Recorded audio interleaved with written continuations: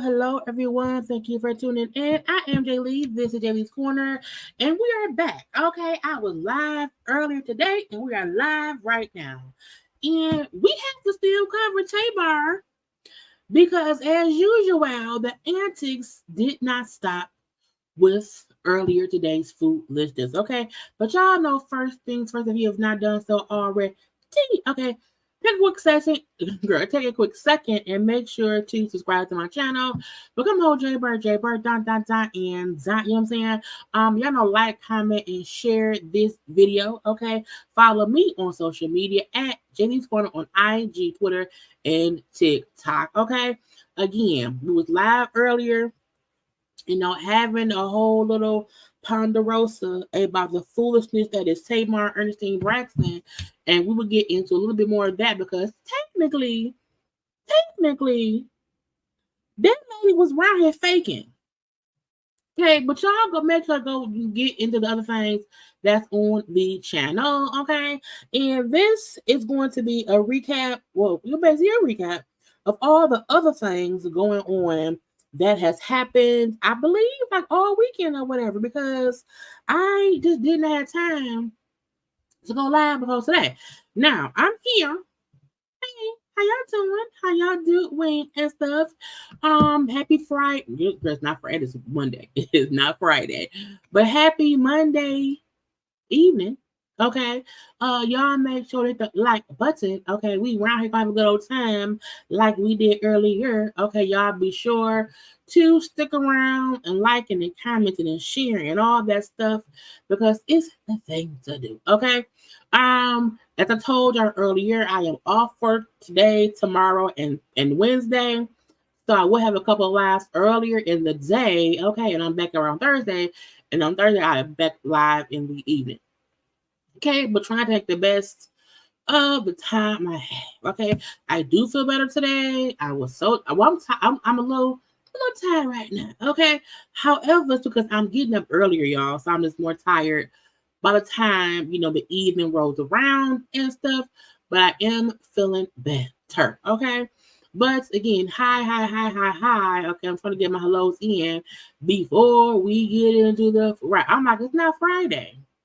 It's not. I wish it was, child. I really do wish it was, but I was mistaken. Now I meant to. I gotta edit one thing, but once I do, because y'all have been fussing with me because I had not been doing our dance breaks. Okay, I don't know how. It's because the lives have not been as long And because the lives have not been as long, I have not had to put the dance breaks in as much as usual. But we gonna get a dance break in today because some folks new here and they don't know about our dance breaks. Okay, they have no idea about the dance break videos that we do and whatever. So we will get into that. Okay. But again, y'all, I tried to have a theme for my thumbnail today, and it wasn't no theme. Okay, it was nothing. I didn't have time to find pictures and photographs of people that really, really went together. So all I could do was the best I can do, which was this. Okay. But again, we gonna just hope and pray that it don't look too dumb. Because I was like, girl, what is this? What are you doing around here? You don't even match, not that much. I got the 2 yellows between King and Porsha, but it is what it is. Okay. You know, the reason I'm not gonna add y'all the majors is because it ain't long enough. You know what I'm saying? That's just one little clip of him doing a little bit of dancing or whatever. I need like enough for it to like be added and like I gotta catch him, doing some things. Yeah, YouTube really, really be tripping. YouTube really be tripping sometime or whatever, not letting anybody know what's going on.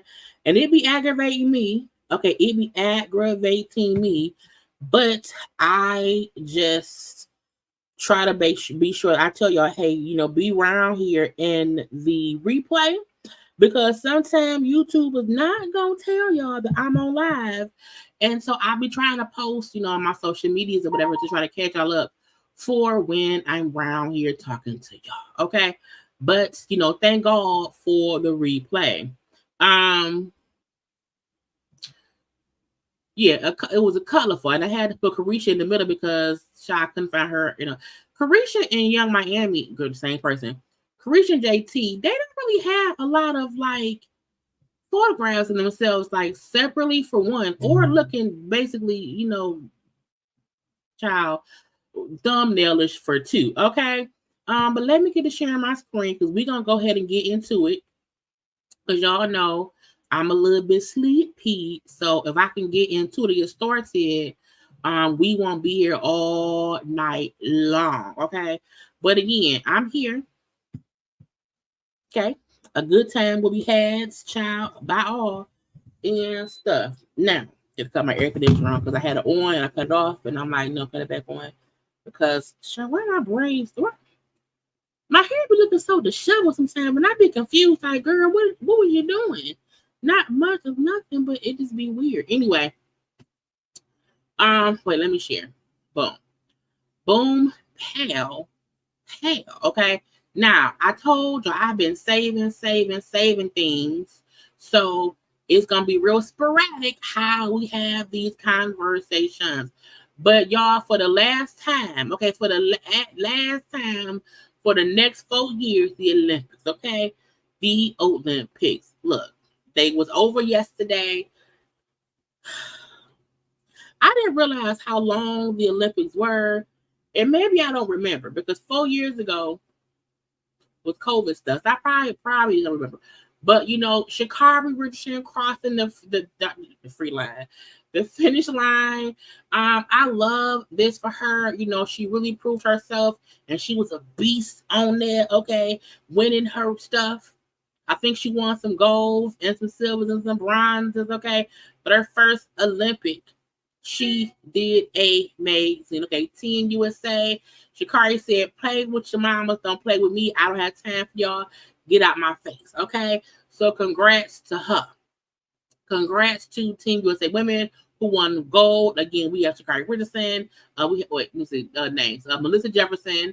Is it Twanisha Terry, Gabby Thomas, and Sha'Carri Richardson who won gold. Congrats. Okay, again, I told y'all before, if we don't celebrate us, who will? So I will. Okay, and again, it's over at this point, so it's fine. So again, congrats to the ladies and stuff. Okay, we also had is it Masai, Masai Russell winning gold in track and field. Congratulations around here. Oh, was she a hurdler? Was she hurdling? Yep, the women's 100 hurdle. So congrats to her. Okay, she won gold. And we also had, let's see, congrats to Kristen Dunn, Trinity, Dennis Rodman daughter, Trinity Rodman, and also Team USA for the women's soccer team. Dennis Rodman daughter plays soccer. She gotta be the one with the pink hair. I assume that's his daughter. I don't know. Okay. Anyway, congrats to again the women's soccer team for winning gold. I mean, all we kept hearing about was basketball and track and field and some hurting people and stuff. But it's fine. So again, congrats to them.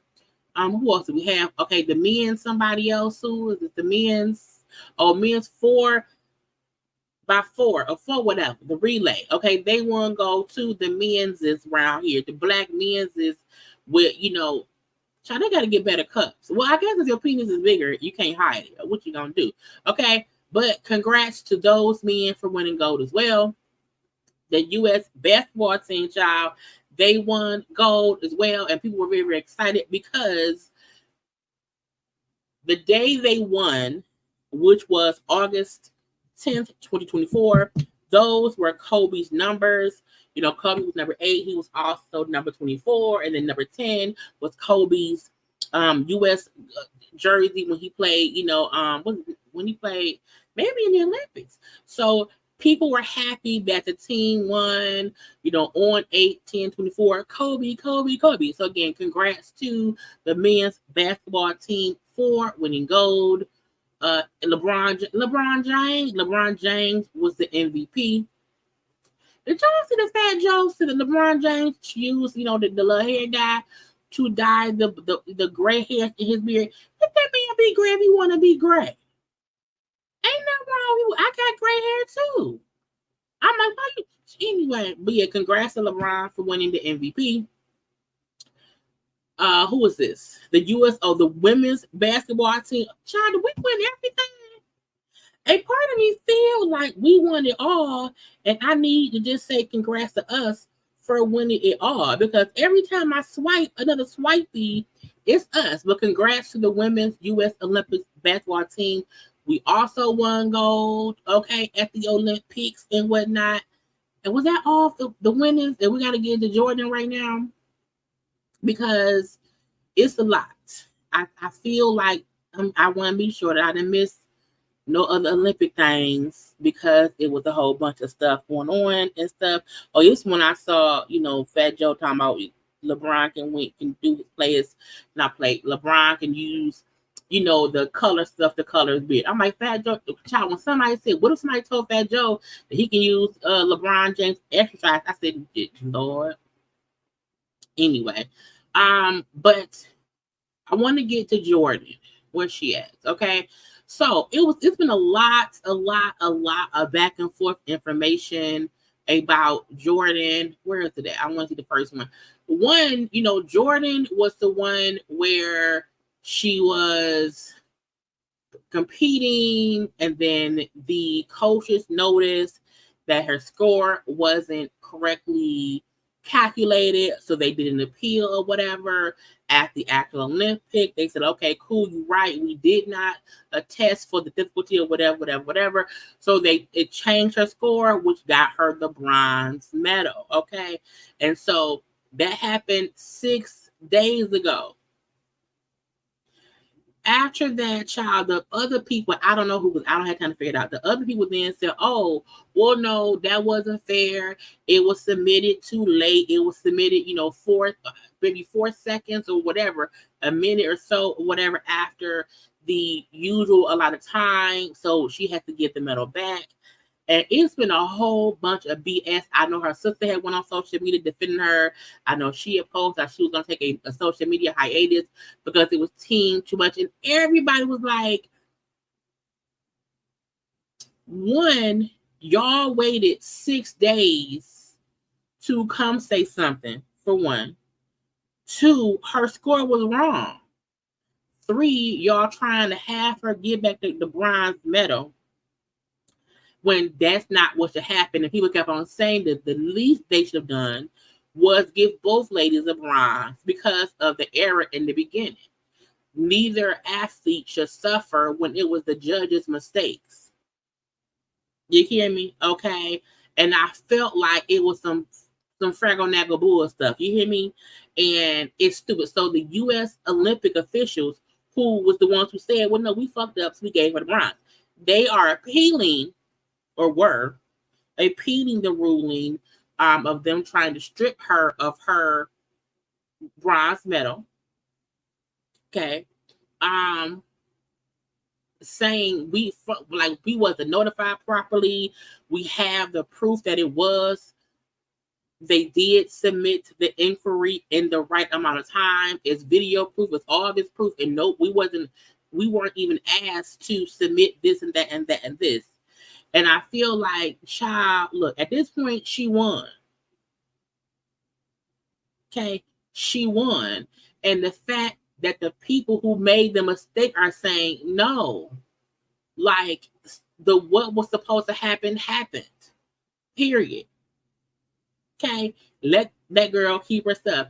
And then the fact that they like, well, no, we know that y'all trying to appeal it, and the court of arbitration was denying the appeal. I was like, bitch, what? Now, the Romanian people, because that's who lost it. The Romanian people were saying, we are not agreeing to strip her of her medal. I said, first of all, just why y'all this is my thing. I feel like they know they lost. The Romanian people knew they lost. So even them making the suggestion to, hey, let's check into it a little bit, okay? But we didn't mean strip her of her. Then what was the inquiry for? Period. It shouldn't be split. Two of them get the dang on bronze. It should not be split. It's two bronze winner. It's the winner, Jordan, and then the other Romanian girl who didn't really win, but she getting a special participation bronze medal days later. Okay, but I feel like the moment people realized the black people were dominating all up and through, and this even the melanated people, okay, the people who ain't white, okay, was up there dominating. Okay, they got upset. And then the Romanians, oh, we never agreed to strip her. Then what was the point of doing any of it? Y'all just pissed off because now the same way when that white girl was saying, oh, the gymnastics team isn't as talented, blah, blah, blah. And when she caught backlash, oh, Simone Biles, can you please tell people to leave me? No, bitch, shut up. You said what you said. People are surprised that we are supporting our athletes. Okay? People are pissed that we are supporting our athletes. And they probably felt like, oh, well, if we question it, no one would really care. Bitch, not today. And I love the fact that everyone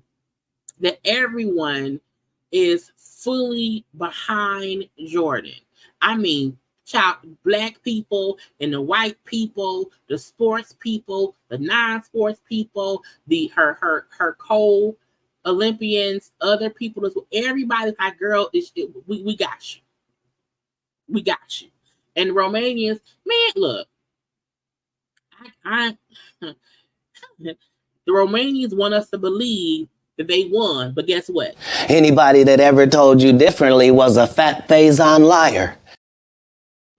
There's some fat faison liars. You hear me? They are some fat faison liars around here because no, Jordan won. Okay. Jordan, this is the thing. If you scoring it and the score is off, and if the only reason that Jordan was in 5th place is because the score was off, they then fixed the score, which had her win. They didn't give her extra points for no reason. They didn't give her a participation point. No, they had to judge her performance correctly. Meaning, hey, wait a minute, y'all didn't do it. We did it. So it's like, look, hopefully They may take her bronze. They may take her bronze. However, I hope that she feels supported by everyone else except them period motherfuckers. Okay, look, a lot was going on over there. Okay, because we look, where is it at? This right here. Now we know that the racing people. Okay, Noah, who won? I think Noah won a gold at one point and stuff or whatever. But the race where the Botswanian man came in first, okay, and they was asking, if he could be the face of athletics. This Negro said, because I'm not arrogant and a loud person like Noah Lyles, I can't be that. I say, bitch, what? I said, and the fact that my husband, okay, is sitting right there, like, oh. I can't be the face of athletics because I'm not an arrogant or a loud person like Noah. I said, nigga, what? I said, oh, just a disrespect. I said, look, I feel like this. Noah, to me, well, I don't know Noah, so I can't say if he's arrogant, okay?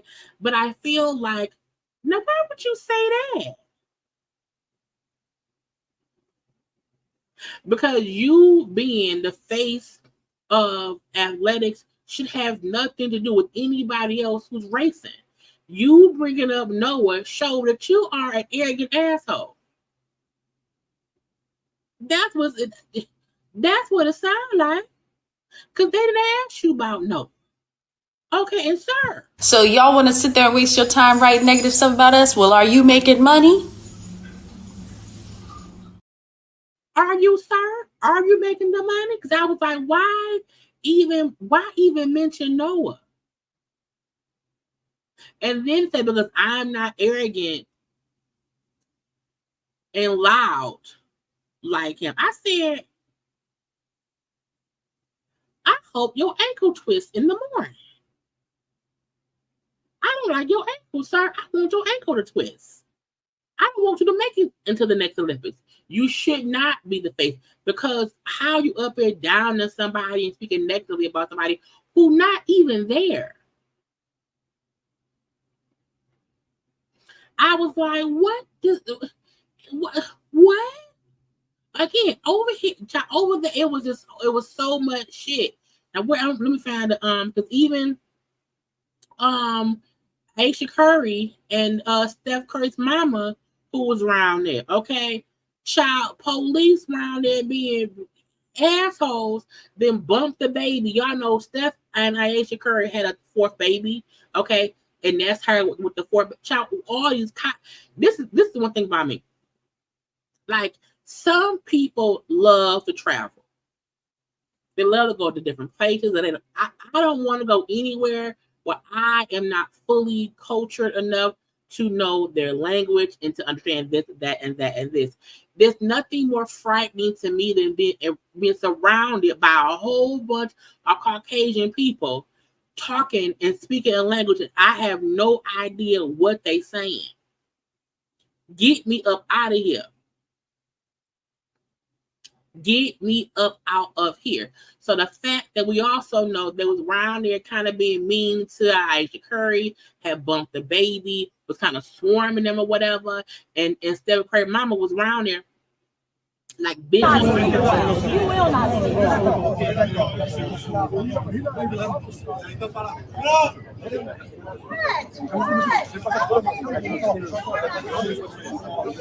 Is Aisha there with the new baby and the other little kids? Okay, child. And why y'all blocking my way? Why won't y'all help me get to where I'm going? Come on, stop saying my name. How about help us? How about that? First of all, Steph, where you at? Okay, Steph, where you at? Steph Curry, you have to go and tackle every single one of them cops immediately. You hear me? Now, I was watching some of the comments on social media, And some people were saying it's not even specifically about us being Black. Sometimes it's also about the fact that we're American. You know, it's the fact that we're American. And they said something like sometimes people over there, once they hear that you speak English and that you're like an American, that's another reason they don't like us. Okay. But I feel like Steph Curry, go tackle all of them immediately right now. Tackle, tackle, tackle. Tackle, tackle, tackle. Oh, bastards. So y'all know the next Olympics is in LA. Okay. It's in LA. And I hope Jordan is doing the next time. Okay. And I hope if the Romanians is back, I hope all the Romanians shoes have baby powder in the inside and a little bit of water and it turns into paste. Okay. And they be slipping and sliding all across the floor. That's what I hope. Okay. Anyway. Oh, bastards. I was like, why are y'all messing with people? Congratulations to Jacquees. So Jacquees, we know, remake everybody's song, and Deion Sanders' daughter had their baby. Okay, a baby boy born on 8/9 of 2024 at 9:57 a.m. Congrats to the baby. 6 pounds, 13 ounces, 18 inches. Part of me feel like Deion Sanders was the one who kind of announced it because he was in some kind of conference, like some kind of child with the press conference or whatever. He said, the greatest gift I can get, my grandson being born on my birthday. The first I said, do we know the I had not known the baby had been born until I seen them showing Deion Sanders talk about it or whatever. But babies are a blessing. I always say that and whatnot. So congrats to them on the new baby. The baby is here or whatever. Okay. Now hopefully Jacquees will stop making them wear their songs. Somebody else had a baby. Where's the baby at? Let me see. Oh, Ella May, the singer. Okay, now y'all know she is in a relationship with the basketball player Jason Tatum. Now, at first we had seen them at the was it the All-Star game? I believe it was the All-Star game, and that's how we found out that she was pregnant. The singer Ella May. Well, at the Olympics, she popped out and they had a baby. So they had we don't know boy or girl. It's the itty bitty baby, itsy bitty baby. Okay, and that's how you announce. You know what I'm saying? You come around at special events and we see a belly, and you come back around, the belly gone, and you own the baby. So congrats as well to Ella May. I love her 2 albums. If you have not listened to Ella May's 2 albums, at least the latest 2 that she has, I can play them from front to back. You hear me? But congrats to Jason Tatum and also Ella May on their bouncing baby, whatever. Cardi B out here bellying it on out. Okay, Cardi is pregnant now. She titled this "Time Will Tell." You know what that mean? What that mean, Cardi? It means time will tell once you have that baby. Okay, period. Anyway, but she's very much so pregnant. Belly poking out more than it was in the first one. That means that photo that she dropped to announce her pregnancy, we knew that was taken a minute ago because this belly is a bigger belly. Okay, Cardi, child, she don't look due. I won't say that she look due, but she do look like she's a good 6 months. A good 6 months. And she's also very small. She's a small person. You know what I'm saying? So, what if she have twins? What if Cardi is pregnant with twins? That would be crazy. Anyway, we can't wait for baby Barty, baby Offset, baby whatever. Anyway, what else? Oh, baby stuff. Okay, child, we see Keke Palmer and her baby daddy Darius around. Now I seen people, oh my God, I can't believe it. Oh my God, blah blah blah. I feel like some people forget babies, you're supposed to co-parent. Like clearly that means they had somebody else with them. You know, she's not alone with the crazy man, but they're hanging out with the baby, having outings with the baby. I do feel like as long as there is a third party safeguard, you know, around, okay, that they should, you know, be hanging out together with the baby. I think it's a good thing when children see their parents together, not as a couple, but just, you know, as a family or whatever. You know, because it's kind of crazy. You grow up, you never have any memories of your parents together. You know what I'm saying? Like if your only memory, I was only with mama or with daddy. So again, as long as she is safe, as long as she's not out here tick tick booming and going crazy or whatever, I think it is healthy for them to be able to properly co-parent and properly raise their son, and you know, be like that. Okay. Anyway, that's good to me. Okay. The boy and his folks is with Darius posted his ass, and he probably is happy, you know, also to be back around Keke. Now again, if I don't, when I see Keke posting on her social media, it's really her and that baby. I don't see her trying to show anything with her, him, and the baby. I think she's making it clear, I'm a single mom, but that's his daddy, and we can hang out, you know, with him together. I don't see any inkling of them like being a couple again. So yeah.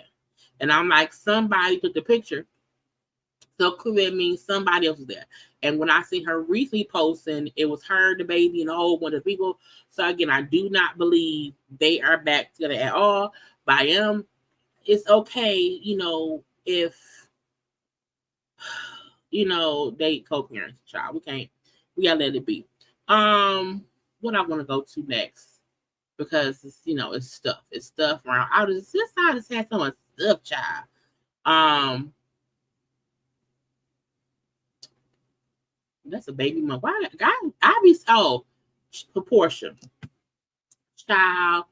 I am so sad for Porsha. So Porsha posted on her social media a day ago that her cousin Londi passed away. Now we all watch Porsha show. What's it called? Porsha Family. Whatever Porsha, that show Porsha, child, that show Porsha had with Simon was called Porsha Family something. That's how we met, you know, her cousin Londi. Her sister was around there and all that. Child, Londi passed away. Now we don't know why. Okay. Porsha put up, so it's true when all is said and done. Grief is the price we pay for love. Londi, you were our best friend, our sister, our aunt, our cousin, and so much more. Your life was a blessing. Your memory is a treasure, and you are loved beyond words and will be missed beyond measure.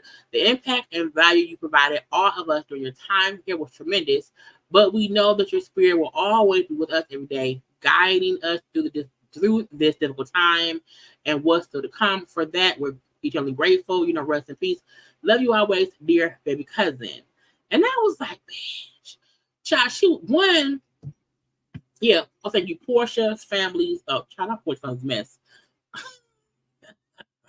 Not Porsha family. Thank you, Porsha family. I was like, what is it called?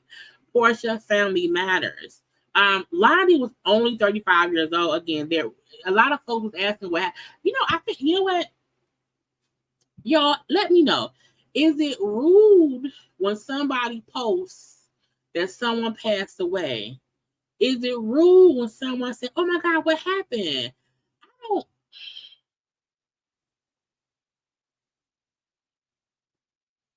I think it's a part of the human nature to be curious. I think you just have to not ask that like immediately when somebody says somebody passed away. I mean, I get people wonder.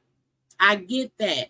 But I've always felt like you can wonder it, but when you ask it immediately, I look like, bitch, doesn't matter, they dead. You know, is it? So, and I also feel like sometimes I think people, I think one reason folks ask was because she's so young, but I'm like, no, I don't even know her. you know,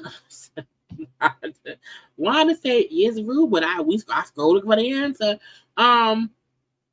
You know, because I know when Erica Ash passed away, I think people also was asking, you know, what happened? You know, she passed away from cancer. But I still feel like, you know, that shouldn't be the first question somebody asks. I do feel like if you come across the post 4 days later, oh my God, I didn't know she died. What happened? I think that's okay. If it's days later and you say, oh my God, what? Girl, what happened? I think that's whatever, because at least like you know so-and-so died last week. You what? Are you for real? Girl, what happened? You know, and I also think it depends on your closeness to the person. You know, if your cousin called and say, hey, cousin so-and-so that, oh my God, what? I think family asking what happened kind of makes sense. Because, you know, you can't just call and say, Uncle Papa died. Uncle Papa died. Well, okay. You don't want to know what happened? Did you kill him? You know what I'm saying? I do think that, you know, that depends or whatever. Because I don't think nobody, when my mom sent, when Ronnie passed away recently, my mom sent like texts to our close friends. So she said in the text what happened. So they didn't have to ask us what happened or whatever. Also, my dad had, well, my bio father had, the reason I did not post nothing for my mom was my mom was on a cruise. And I don't like saying she gone when she gone. So my mom was on a cruise during that time or whatever. But my mom sent like text. So, you know, that was what. But I do think it's weird when strangers ask you, well, what happened, bitch? It don't matter. Okay. But it's rest in peace. Okay, again, she was only 35. Her child, I was shocked. Okay, I was absolutely shocked. Mainly because I'm like, I think she's real young. And I know how close she was with like Porsha and also Porsha's sister. So it was a complete shock to, you know, the atmosphere around here. And I think the people who watched Porsha's show and met her through Porsha's show, that was shocking as well. So rest in peace to her and condolences to Porsha's family and also to Londy's family too, family, friends, and all that stuff. Child said, thank God darn it. Thank God darn it. Also, Neve from Catfish damn near died. Okay. Neve was around here riding his bike and got hit by a truck. Okay. Got hit by a truck and broke his neck. I said, first of all, back in the day, when people talk about if you broke your neck back in the day, you died. You know, because on cartoons and other stuff, that's what happened. You know, but Neve, again, was riding his bike, got hit by a truck, and they say biking is dangerous because if you get hit, you know, peace be unto you. You hear me? I was watching this new show on Peacock. It's on Peacock. It's on Peacock. It's on Peacock. It's called, I think it's called The Ones Who Die, whatever. It had Sir Anthony. What's that man's name? Sir. It's an old white man. It's a new show. I think it's on Peacock about the Roman people or whatever and gladiators and whatnot. And when the people was riding the horses or whatever, and they would fall off, they would just die. You know, so you know, knees, you know, being hurt, broken neck bones. Okay, no pun intended. Having to be nursed back to health, to be around here walking on his own accord. He's still, getting on the mend. I said, no, who gonna catch the fish? Okay, because he don't catfish still. Who gonna catch the fish?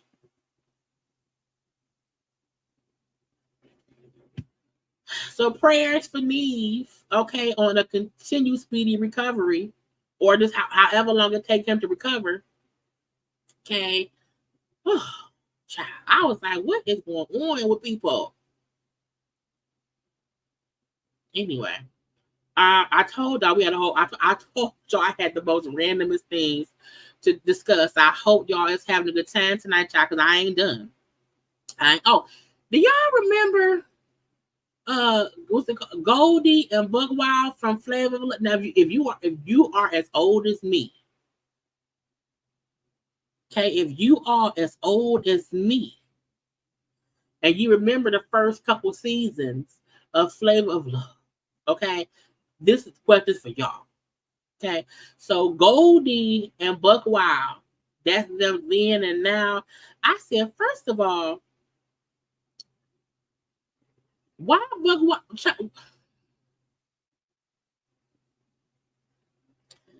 I don't want to say it.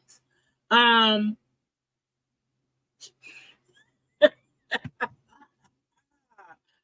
just feel like, come on now, drinking strawberries and shit. Okay. Now, while I do feel they both look good, but I feel like, Buckwild still look like she smoked, some Marlboro cigarettes and her good old beer, and she be loud and having a good old time, okay? But the fact that, one, Goldie looks younger now, okay? Barely age. You hear me? Okay, thank you, Lisa, for super chat. Over time, I was live earlier today, and I'm live right now. Okay, but thank you for the super chat. I'm trying to get it together. Okay, because YouTube knocked me out the algorithm. Okay, you said it, but I still think Buckwild looks good. I do. I also feel like she looks a bit older than what she really is, and it could be because maybe she was out having a good time. Okay, but for nostalgia, that's Buckwild and Goldie. Okay, I was like, look at them. Child, look. First of all, somebody get to Ellen. Tell Ellen we need her to send me $40,000. Okay, somebody go to Ellen. Either get to Ellen or Ellen's wife, Porsha DeRossi. Let either one of the lesbians know, okay, that they should send me $40,000. Child, Ellen and her wife Porsha sold their house for $96 million. I said, first of all, bitch, give me $40,000. Okay. It's a 9,000 square foot house with 5 bedrooms, 8 bathrooms, hardwood floors, stone archways, walk-in closets, access to a private beach, and other luxurious amenities. First of all, only 5 bedrooms for $96 million.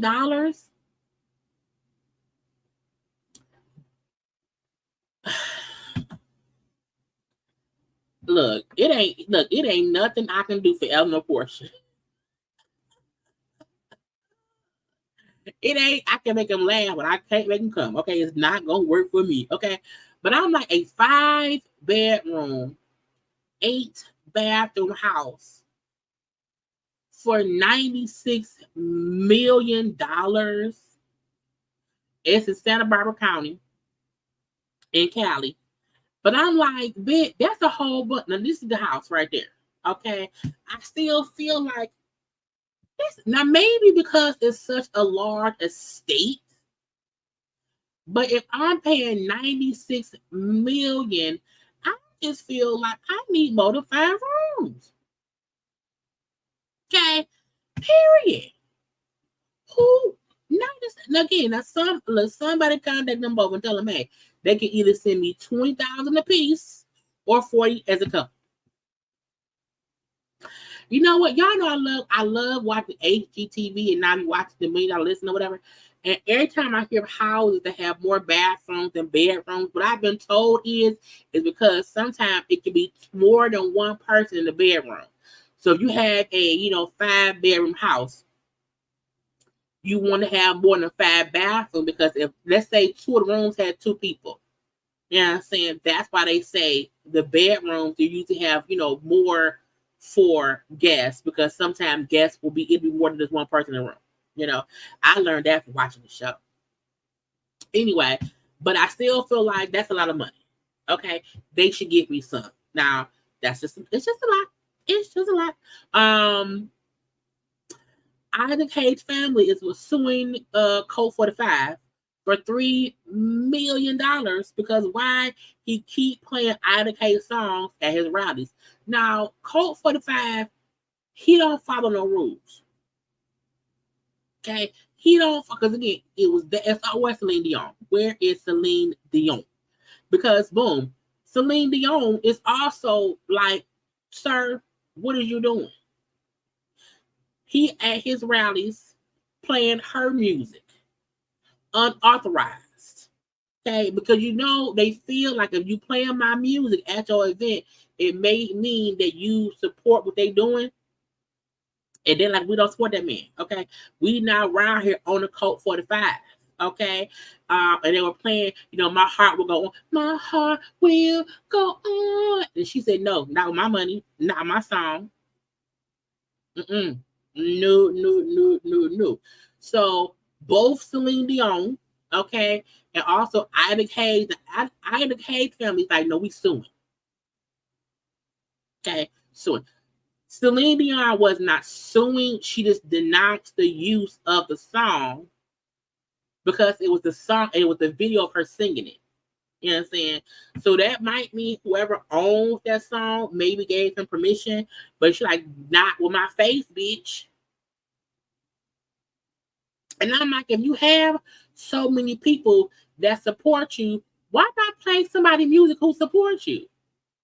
You want to know why? Because he want to fool y'all into thinking that people support him. And it ain't us. It ain't us. Speaking of people we don't support, somebody go get Tyrese and lock his ass up.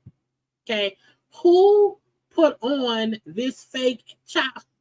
First of all, I don't.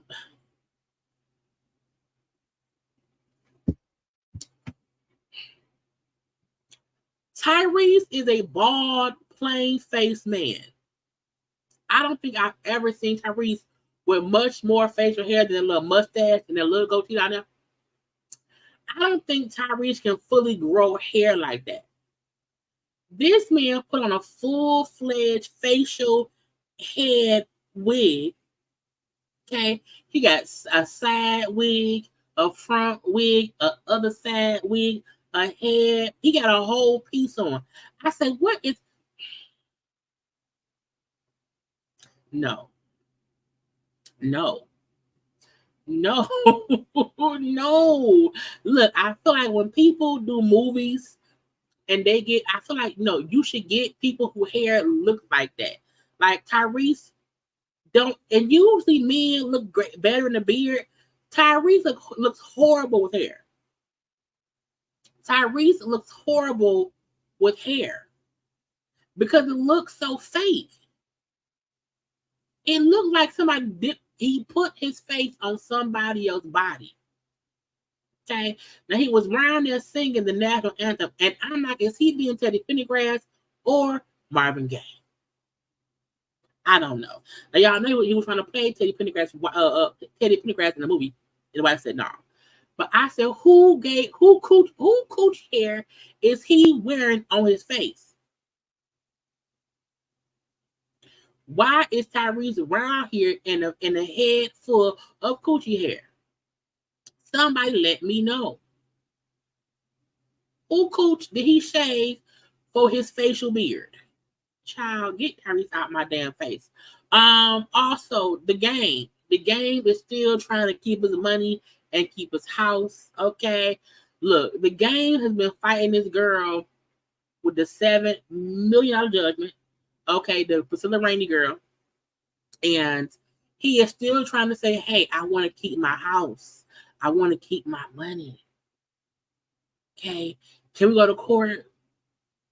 So a court day is coming up on October 7th. I feel like if you look,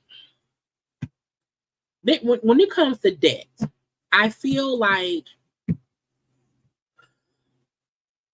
if you lose a lawsuit and you are supposedly a rich person, some kind of way, I might settle the lawsuit some kind of way. You know, now if he don't have the settlement, he can't pay what he don't have. But I also feel like, I mean, stop grabbing coochies. So I am anxious to see what would happen if they will force him to sell his house in order to pay that judgment. He may always owe that money, but I mean, pay like you weigh, bro. Pay like you weigh.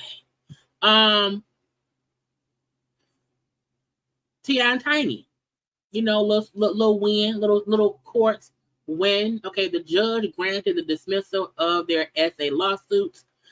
Now look, they have been battling lawsuits back and forth and back. Okay, for some time now. Let's see. According to the LA Times, in June, the couple asked the judge to grant them a dismissal on the grounds that the plaintiff, so the plaintiff's claims are time barred because it wasn't filed in time. And the judge said fine. Okay. T.I. and Tiny overall have been able to keep winning at these SA lawsuits. They haven't had to like really be held accountable for them. It seemed like they're all going away little by little by little. You know, I still feel like T.I. and Tiny were some freaky deaky people. I fully believe T.I. and his wife Tiny were freaky deaky. Okay, I think they was ones having sex parties and all that stuff. And I feel like they also never denied being freaky deaky. I think they denied, you know, forcing people to be freaky deaky. Okay, so we shall see if any new allegations come out about them, but they scored at least one win in that case right there. Okay, they're like, get out my face, get out my face, no face, no case. No face, no case. Who else I want to get to before we get into some other foolish things? We're gonna do that in a minute. Matter of fact, y'all have been asking for the dance breaks. You hear me? So y'all make sure to like the video, enjoy this. We're gonna do a Tamar dance break. Okay, if you new here, we have a good old time and have a little break so I can breathe, get some water. You know what I'm saying? So enjoy the Tamar dance break, and I'll be right back. I just put the button.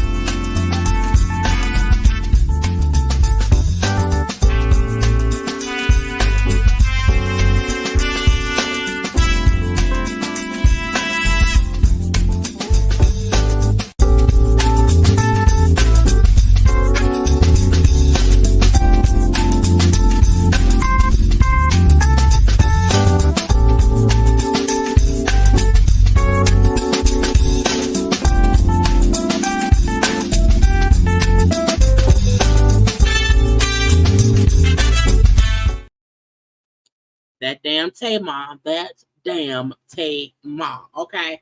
Let's see what I want. Let's do Rick Ross. Let's do Ricky Rose. Okay. Because why not? So y'all know Rick Ross. No, Rick Ross. Have those car shows over at his mansion on the land or whatever. Well, a man who is in a wheelchair, okay, was like, I'ma sue you. Okay. I bought a ticket and could not come. Okay.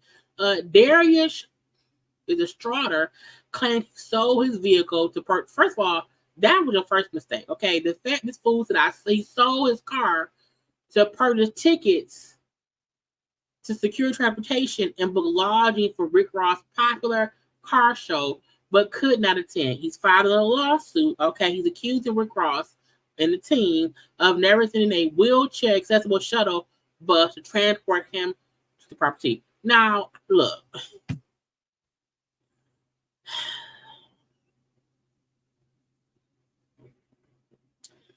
One, you sold your car to get tickets to go to a car show. That's weird to me. Secondary from that, Rick Ross, Josh, I think every event is supposed to have something accessible to people who are handicapped. Okay, that's a part of the thing. But I do feel like that they know. Like, did you tell them beforehand you would need, you know what I'm saying, you would need some help getting around? I'm just wondering. Okay, he said he reached out to the venue 2 weeks in. Oh, yeah, that's my question. He reached out to the venue 2 weeks in advance, let them know he would need special accommodations due to him being disabled. He said the car show organizers told him they would coordinate having a shuttle. You could pick him up from the parking lot and transport him to the event, but that never happened. Did he pay for it though? But at the event, he waited several hours on the shuttle, but eventually became frustrated and gave away his ticket.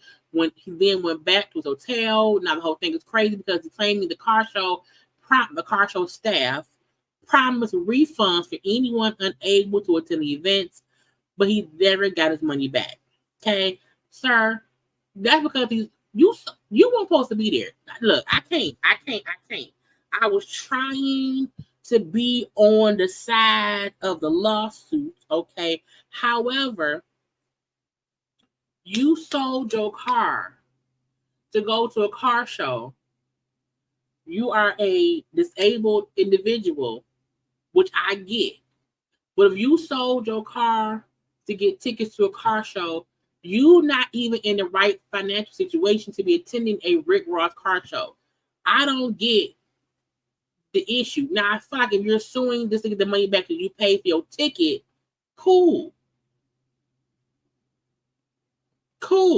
They said the amount he's suing Rick Ross for is not disclosed as of yet. He's suing for a breach of contract, unjust enrichment, and violation of the Americans with Disabilities Acts.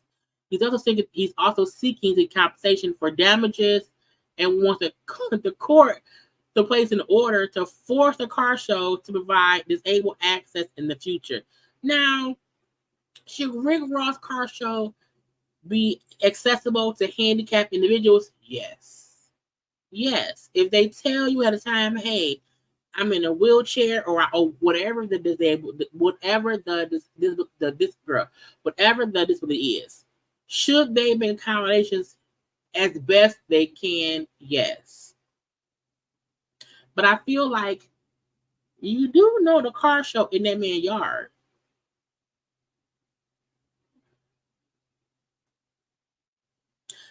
I'm still stuck on the fact that he sold his car to go to see a car show.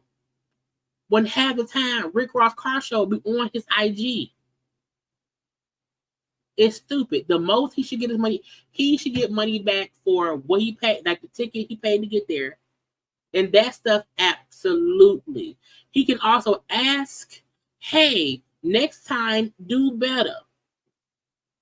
But I feel like a lawsuit is I don't know about a lawsuit. They probably felt like that man ain't supposed to be here. Who knows? But first of all, Rick Ross don't help his own son go to school. He don't care. He don't care. Sweetie and YG allegedly was at the house. They lived together, or they was together. They was at the house having an argument, a loud argument, and the neighbors called the police. They called 911, and the police came out to kind of calm things down, separate to get things in order. And allegedly, the fight was about some phone drama, some cell phone drama. Who cheating? Who could not check whose phone that caused a loud enough argument for the police to be called? And I told y'all, maybe I did not. Child, my neighbors around here. Now I'm upstairs, not upstairs. So up there they fine now. Okay. But the other neighbor, okay, fussing. I'd be like, why y'all together? And sometimes I'd be like, wait a minute, she dates more than one person because she be arguing with more than one guy. I'm like, girl, what is you doing? Okay. But look, once you arguing loud, and I feel like to be arguing loud enough for the police to be called, that's a fight. Okay. Now, it say nothing physical happened. It was just a loud verbal argument. But people have to know, sometimes large, loud arguments sound like fighting. And that's crazy. Okay? But luckily, they didn't punch each other, and it's okay. But y'all, stop fuss over. Y'all too old. Stop fuss over phone shit. I don't know what game Marc Daly is playing. I don't know why he's trying to, in any kind of way, speak up for Kenya now.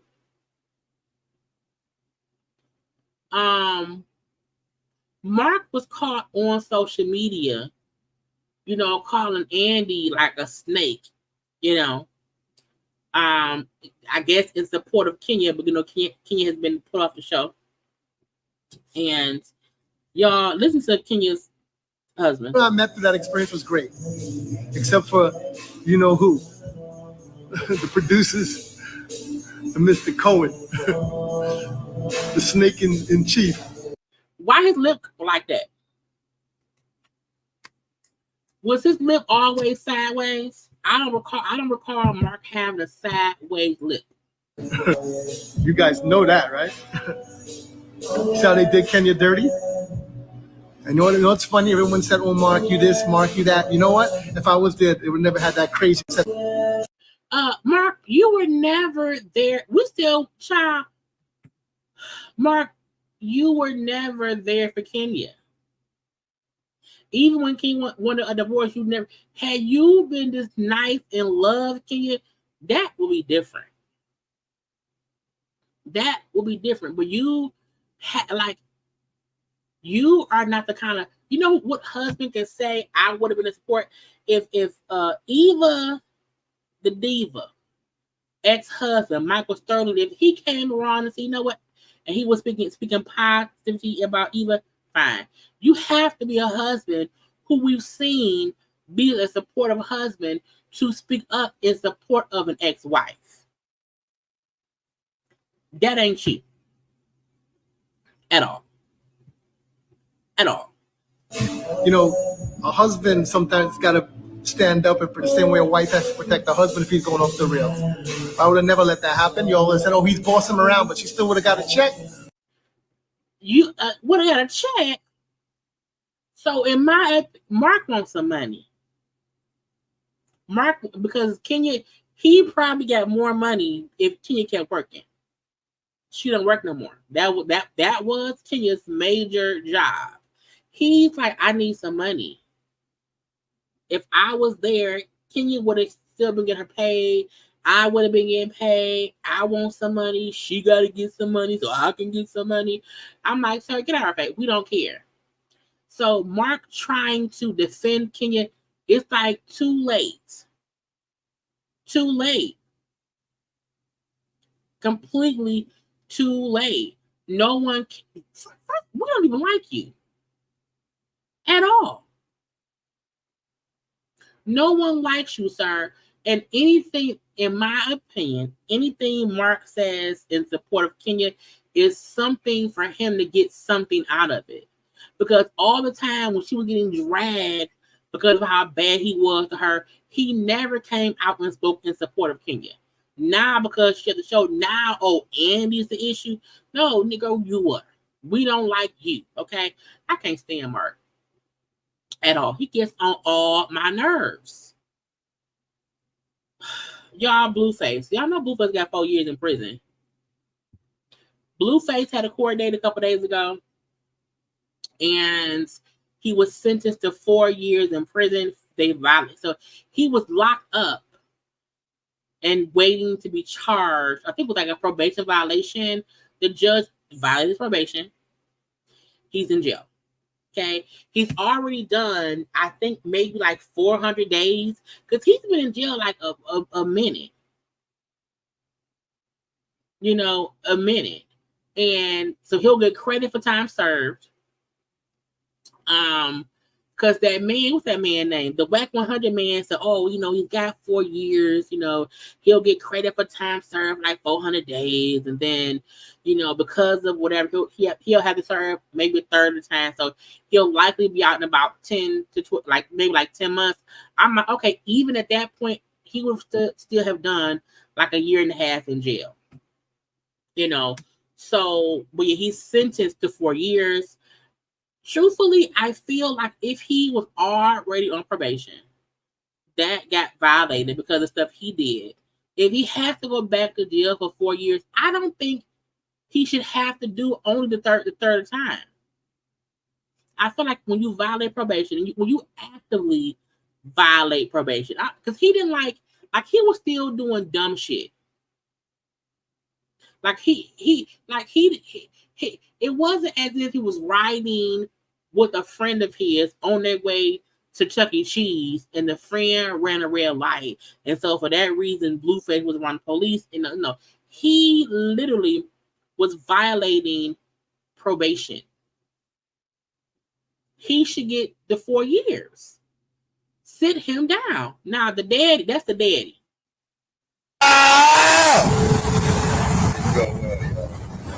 Okay.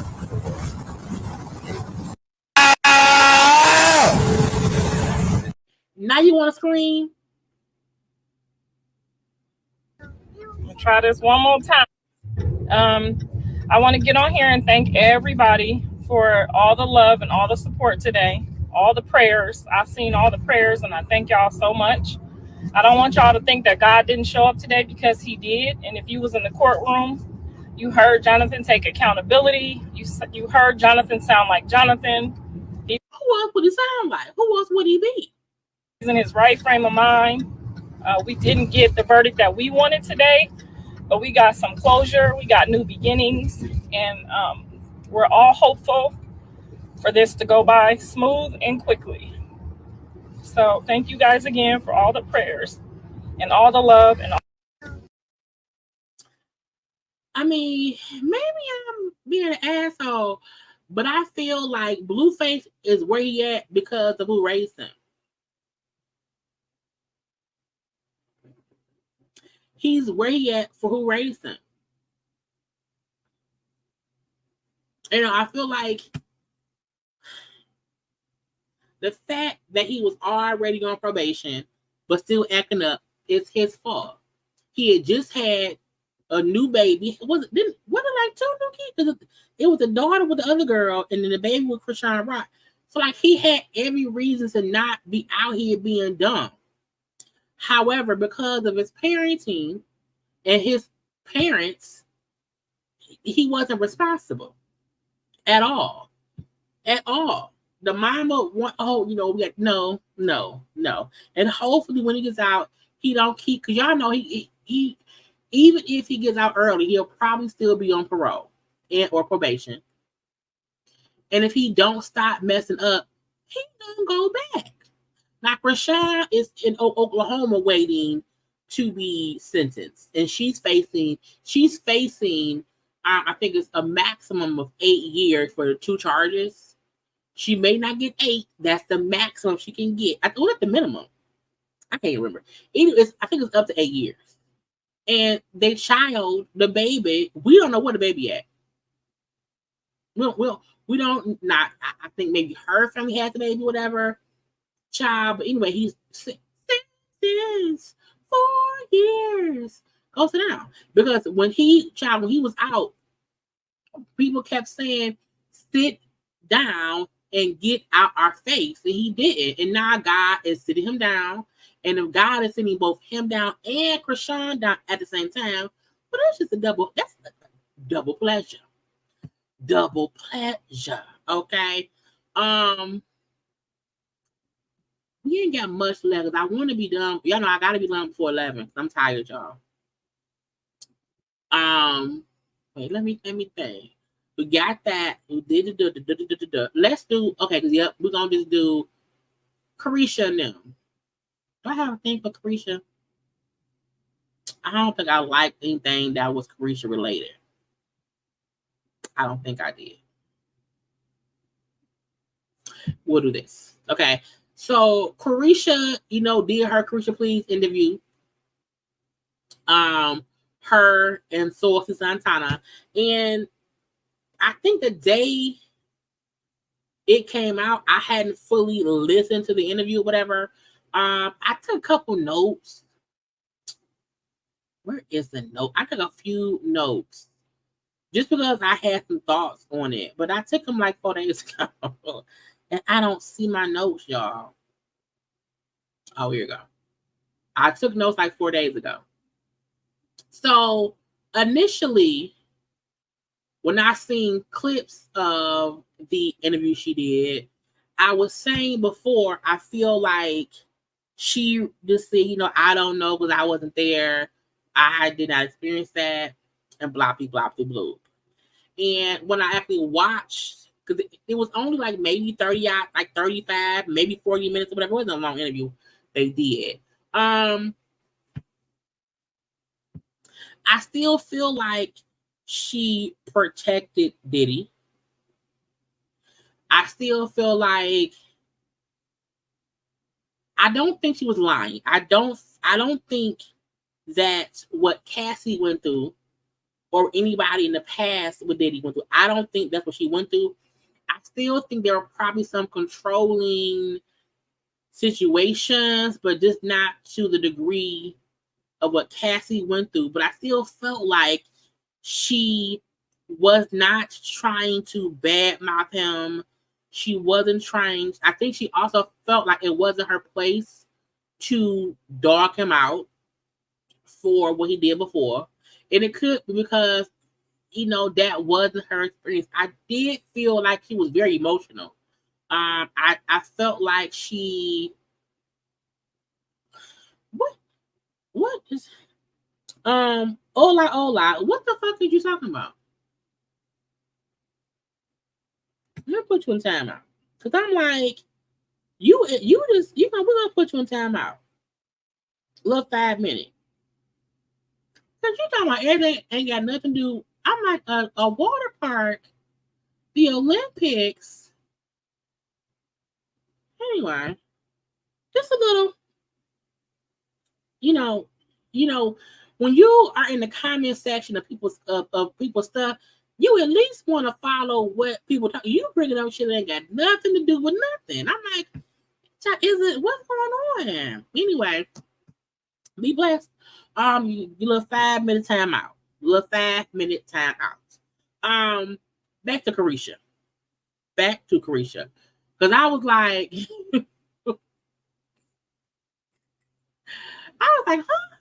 huh? And sometimes that stuff be distracting. I'm like, am I tripping? Am I boring? Maybe I'm boring. Because if you talking about a water park and a dog, that means what I'm saying don't mean shit. Anyway. But Caresha was saying how, she get life ain't perfect. People have to learn from mistakes. How hard times were for her. How she felt like people who she thought would be celebrating her and helping her through all this, was like laughing at her. Now that part I thought was unfair. I do feel like your close circle of friends should be very supportive of you when you're going through hard times and stuff. So I felt bad for her saying that the people she thought will be there for her were not there for her at all. Do you think Future was sincere? I do. Even though I felt like she did not give her true feelings on the video, I still felt like when she was talking about what she experienced, that was very sincere. I felt like she was holding back emotion. I do feel like she probably wanted to break down crying more, and she did not. But I did feel a sincerity in the conversation between her and Santana. At first, I felt like, well, why is he doing an interview? That's her friend. Like, he's going to be real easy on her.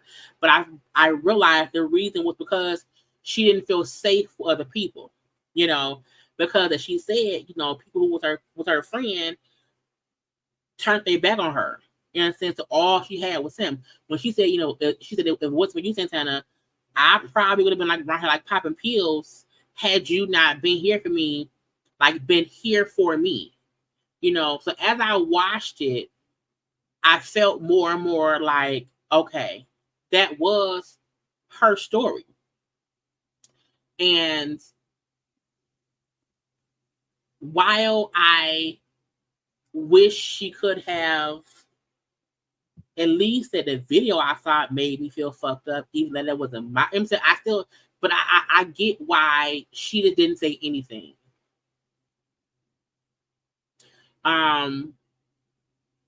She's brought up how their relationship, her and Diddy relationship, was beneficial for both of them. How, you know, she became a brand ambassador for his De Leon liquor. How, so that helped him promote his liquor. How he helped her focus on her business. You know, got her, you know, in Vogue. You know, took her to the Met Gala. Helped her realize how she had to be a brand. Get some managers. So she said, you know, he helped her realized that she had to be about business. She also brought up, you know, that them together was like a vibe. You know, like he liked me, I like him, or whatever. How she brought him into her world, and how they had a good time. And I said, like, I guess so.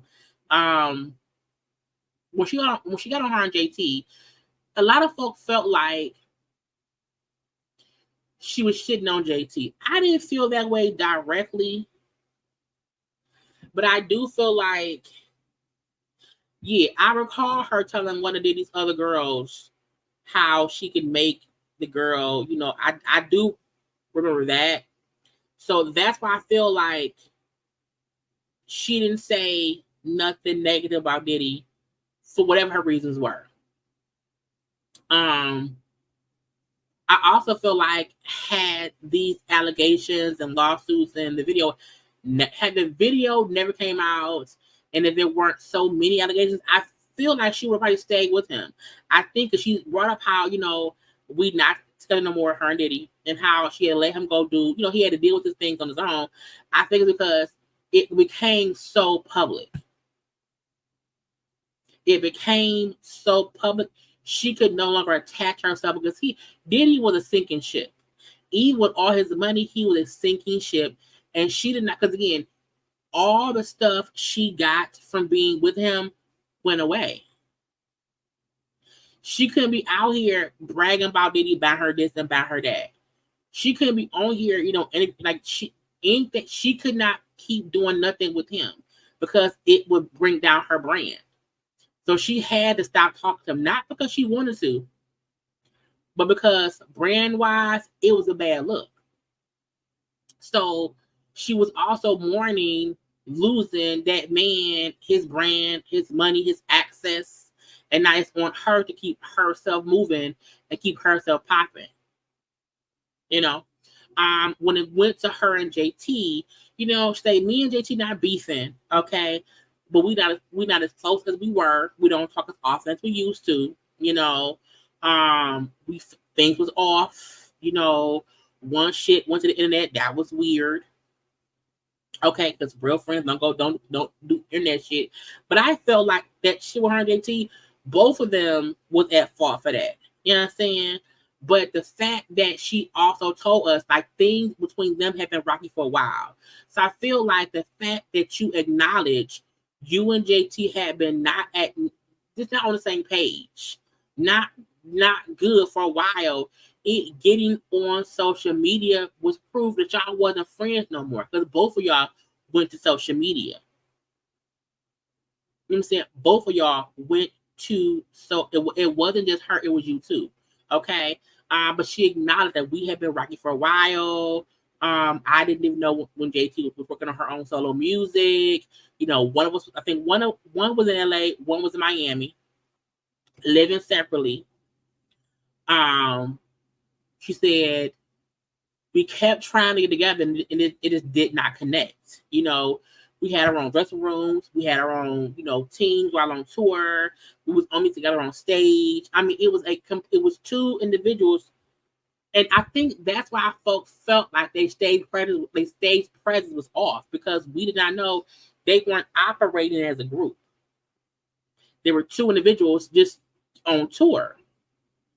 You know, so when she was like, you know, we different rooms, different teams, you know what I'm saying? With no money being made, you know, the group was not making any money. Okay. We was on different pages. We dressed differently, you know what I'm saying? And it was two separate people. Okay. And it wasn't working. Now when he said like if y'all feel like family, he said, well, JT will always be like family, but I'm not gonna be like we sisters. You know what I'm saying? She said things are not good at all, but they're not all bad. And my thing is, the way she was talking, her and JT are beefed out. Not as if they have an issue with each other, but they don't rock no more. At all. And that's okay when you outgrow people, you keep it pushing. But a part of me felt like she was more blaming JT, in my opinion. And I feel like once she got with Diddy and JT was with Uzi and they had two different teams and stuff, I think that's when things started to kind of shift and change. A part of me felt like, I think I've always said too, JT always felt more of the musical person. Miami just happens to be there. You know what I'm saying? She just happens to be there. And while she did help the group stay afloat while JT was locked up, that was out of necessity. In my opinion. You know, when she brought up how because the group was not making any money, we weren't meshing or whatever, and we were doing separate things, I said, I have to do something. So that's what she said. I started doing my games and all that stuff. Okay, because again, you know, different pages, it's not working or whatever, and I got 2 kids to feed. I can't not do nothing. Okay, but she said, you know, we, you know, should be family. We not like sisters. Okay, and I don't want to answer no more questions about us anymore. And when she said, I said, that meant the door was closed. But again, y'all know me. I feel like when you are in a group and y'all break up and people go they separate ways, you go your separate ways, you wish the person the best, and you keep it pushing. You know what I'm saying? But I felt like Santana knew the questions to ask because he knew, like Santana knew the scoop. So he asked questions based on what he already knew of them and their dynamics. You hear me? She said that for her and Diddy, like we were in love, but I couldn't get caught up in the storm. Again, had Diddy's stuff not been made public, had the tape never leaked, I do feel like Caresha would have kept dealing with him. I feel like when the first accusations happened, she was still messing with him. I think once the tape came out, that's when they stopped talking. That's when she said, okay, I got to step back. This is a lot of shit. Okay. But she said, like, we was in love, but I couldn't get caught up in the storm because I wasn't there during the time he was accused of doing what he was doing or whatever. So that was on that. And again, she said how hard it was. She wants to keep trying to do her own thing or whatever. How sometimes she doubts herself as an artist. She feel like she does not have her own voice. She does not have her own, aura or whatever. How she thinks sometimes who she used to be, people don't like no more. He's like, are you great, girl? I do think she lost herself, but I think she lost herself in being with Diddy. I think it became less of her being Caresha Young Miami, and it was her and what she had going on with Diddy. And I think the one thing I liked that she said was, she said, people acting like I was stupid to take advantage of, or this, not, maybe she said take advantage. She said, people act like I was done for like utilizing being with someone like Diddy. I was supposed to use all his access to get what I needed. It would have been dumb if I did. I said, no, that's true. If you're going to fuck up a billionaire, yes, get all the perks.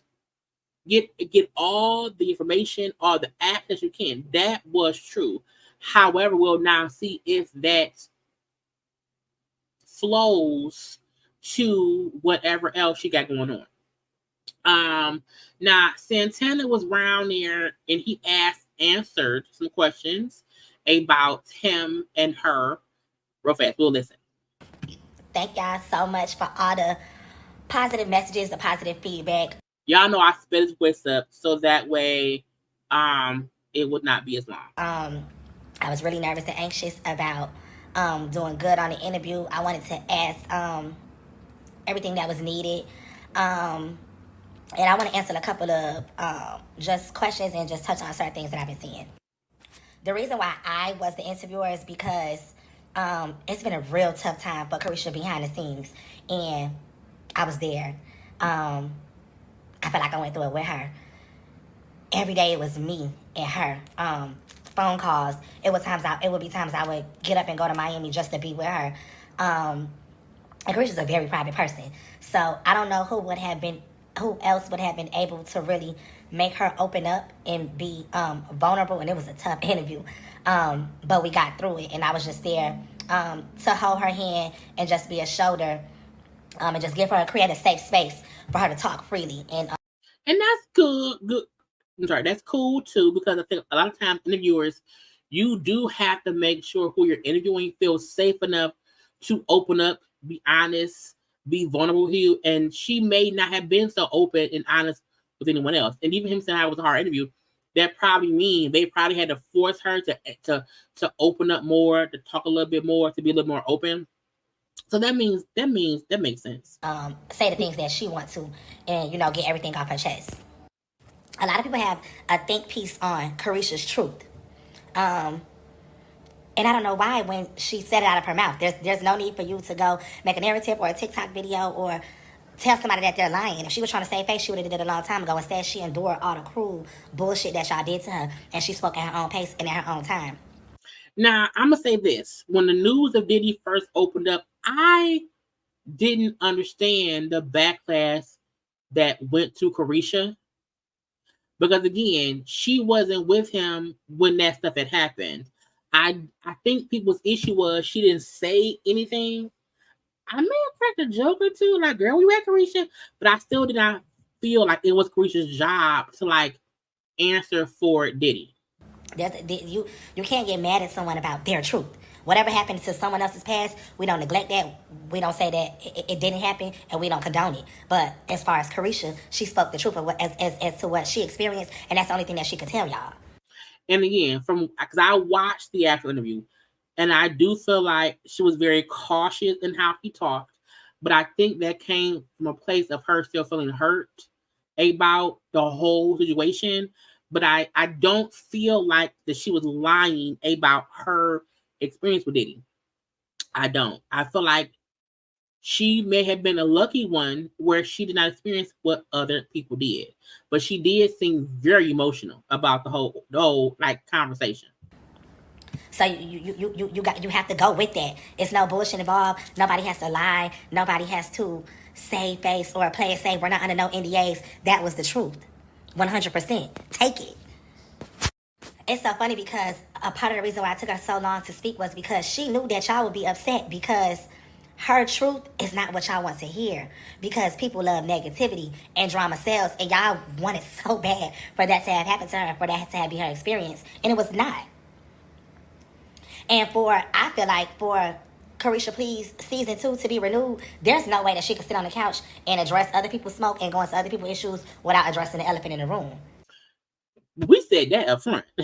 Like, you can't bring back your show and not speak on what you had going on. You know what I'm saying? So, I do think she was smart to do that, to cover her part of things so no one can ever say, girl, what's your truth, girl? What happened with you? So it was smart for her to be the first one to come out, and talk on Caresha Please season 2. And so that's what she did. When it comes to our sister, one of the things that I did, I think that kind of got left out the interview was, although they're 2 adults and, people had 2 different lives, and just had 2 different things, going on. They were just living 2 different lives. They got into relationships. They had different ways of thinking, different aspirations, different tastes in music, and that's fine. But one thing that I did say that I did see make the episode was a lot of it, I feel like, was y'all.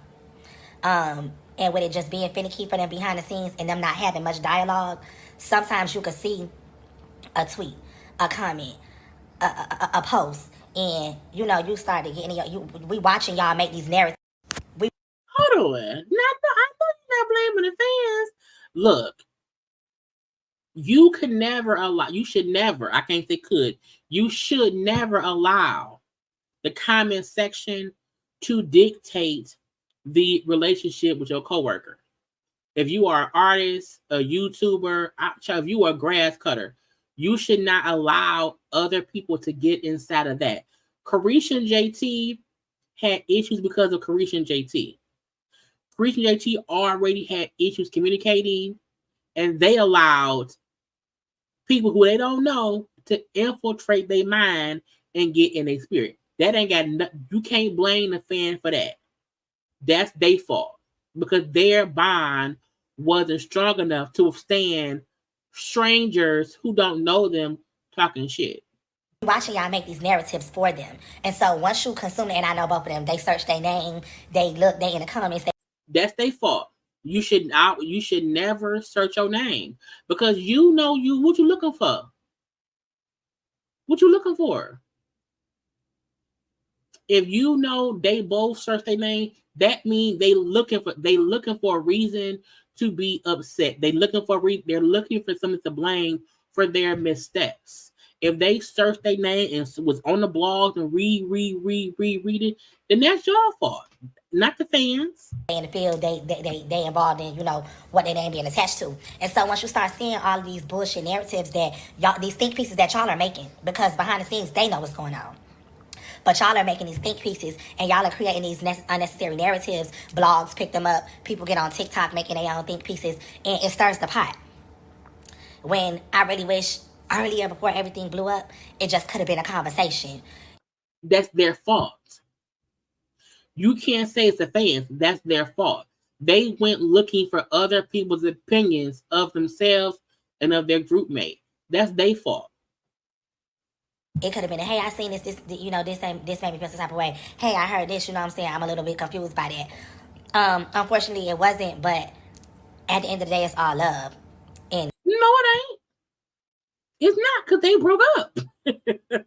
I love them both. Both of them as my sisters. Like, for life, nothing gonna change that. Period. And so certain things was a little bit of a struggle for me because I had to be a best friend, but I had to be an interviewer. So I gotta ask the things that are concerning, that what people want to know. And so it was, that segment was kind of, finicky for me, but I don't have a side in the situation. One person is my best friend who I have my own relationship with. One person is my sister who I have my own relationship with. I grew up around a lot of girls, so girls are kind of catty and they go through their own thing. Y'all catty too. Don't blame. And I let them deal with that on their own, you know. And that's just that. But other than that, I think it was a great interview. We love all the support. Caresha is at a place of peace. And that's great. It was a great interview. It really, really was a great interview. I can't deny that. But y'all, don't be trying to blame the fans. Don't do that. Don't do that. Tamar, let me get to Tamar. Hold on. What Tamar? So y'all look, y'all see this right here. Y'all see that thing of Tamar and white boy. What's his name? And JR Jr. Y'all see that right there? Now, y'all know earlier, y'all know we had a laugh earlier.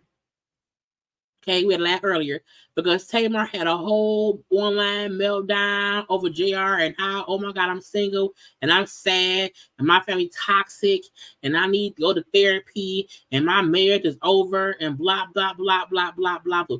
So all of that we discussed when I went live at 5, okay? And now we here. And I said Tamar faked a meltdown, okay? The reason I say that is because, one, she then, because you know, she had deleted her social media.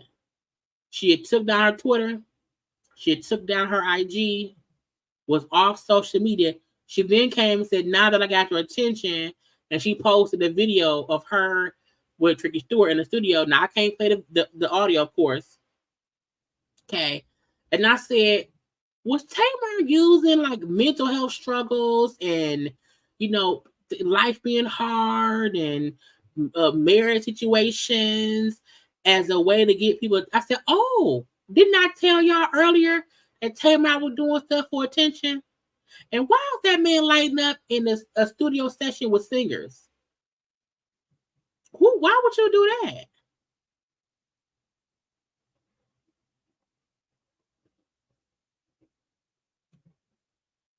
How that's gonna help her voice?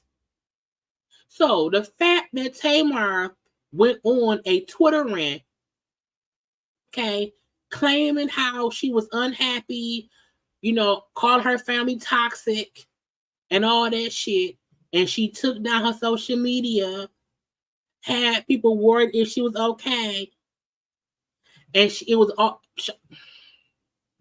Carly. It was all a lie. Guys, it was all a lie. Tamar Braxton. Anybody that ever told you differently was a fat phase-on liar. Is a fat phase-on liar. Nigga. Because who uses mental health struggles of not being okay and saying how life is hard right now and I don't have my husband and who does that? To come back on social media and say, now that I got your attention, oh, I'm working on some music. But I told y'all earlier in my live rant, I said, Tamar doing it for attention. Tamar doing it for attention. And every day of her life will be a struggle. You wanna know why? Because now no one will believe you when you say you need help. When that man really leave you, okay, when that man really leave you, you know, when all of that go down and you really need somebody to help you, you really need someone to pray for you, you really is in a sad place. When that happens, no one will believe you. I don't like anybody who uses mental health struggles or this, you know, having it, because a lot of people, bitch, it is people around here who's really having a bad day. And you around here being a whole... Anybody that ever told you differently was a fat phase-on liar. Being a fat phase-on liar, you should be punched in your esophagus. Okay, because how dare you? People who like to scare people into thinking something is wrong, is something wrong with that person. It's something wrong with Tamar. That Tamar would make posts on Twitter knowing people would see it. Then said, I'm going back into treatment. I'm going back into treatment. Which most people who have mental health struggles struggle to do.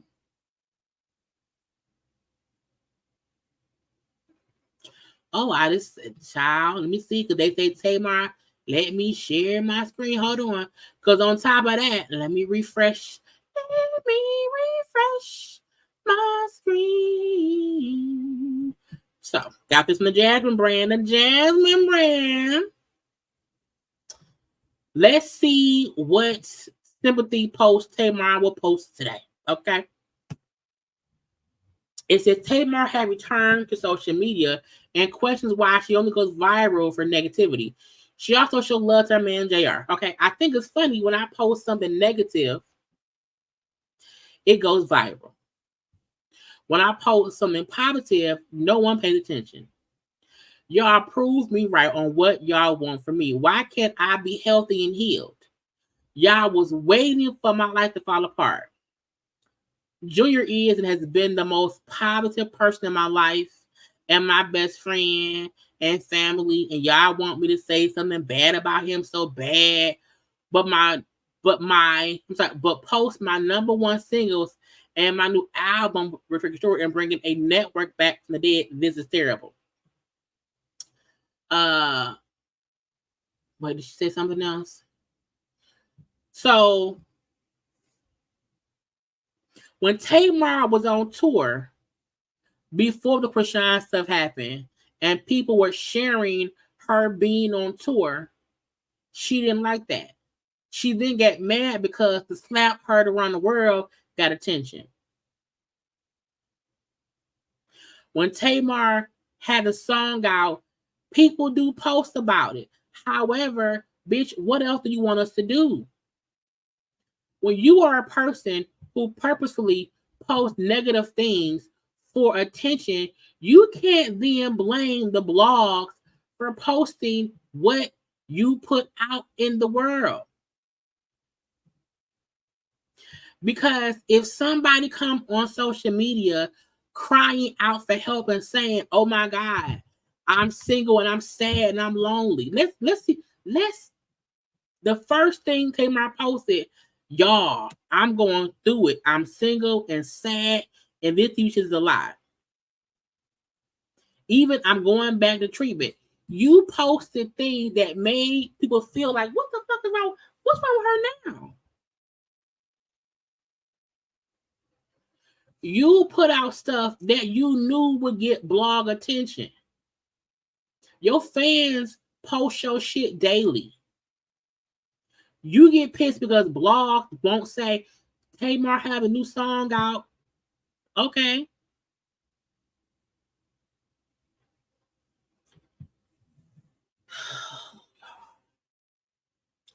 I cussed her out for a whole hour earlier. And I feel like ain't no point in cussing her ass out now. But Tamar wholeheartedly faked a meltdown, faked being mentally unstable, faked needing to go back into treatment for attention. Because no one talked about a song she had out. That is the definition of mental illness. Because, and then delete your social media, which makes people wonder, is she okay? Is she okay? Because why she disappeared? Bitch, that's why no one supports your music. That's why when you do post stuff about your career, no one listens. Because, again, you cry wolf. And again, the next time you maybe really need some help, no one will believe you, wolf crier.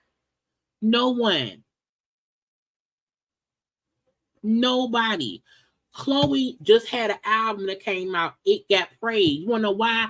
Because Chloe be about her music. Chloe not around here posting about some white man named Junior who ate Tommy's ass. You have to be about the music. And you not about the music. You be making JR your story point. You be doing that. That be on you. You let us know that man was fucking around with Tommy and she ate Tommy's ass. You put that out there. If you really want to be all about the music, be all about the music. And if your music not getting the play or not get attention, do not fake a whole mental health crisis for attention. Because bitch, not fuck you and you fuck your music.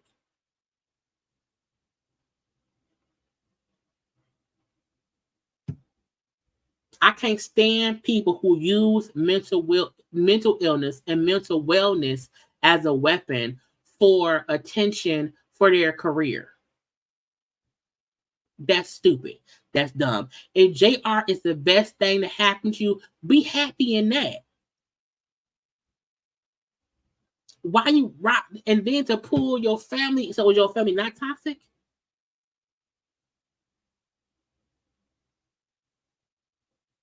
Which part was a lie? Your family being toxic, you being married, or you being single, or you need to go put yourself in a treatment? Because technically, you toxic. You do need treatment. Junior needs to detach from you. And both y'all need to get out of our face. Tamar ass fake that shit. Talking about y'all was waiting for my life to fall apart. Bitch, no, we wasn't. We didn't care. We didn't care. Nobody is sitting around waiting for Tamar Braxton's life to do anything.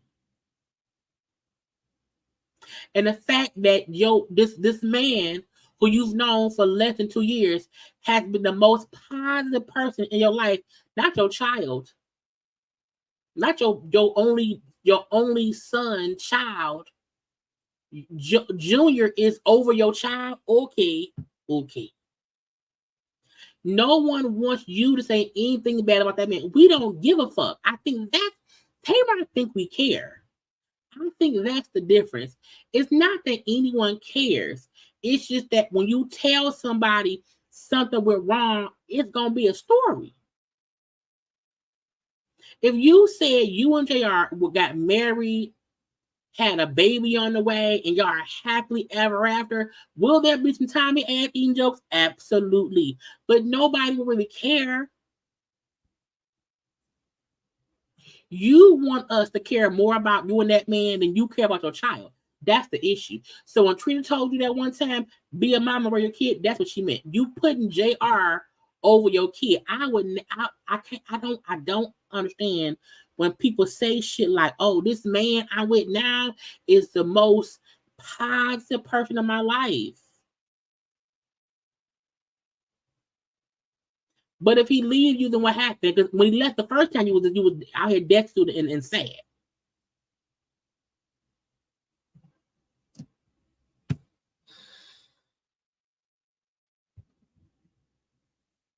And then to say bringing a network back from the dead. Bitch, we've been watching WeTV. I watch WeTV. We love Life at the Lockup. Are we happy the Braxtons are back? I mean, kinda.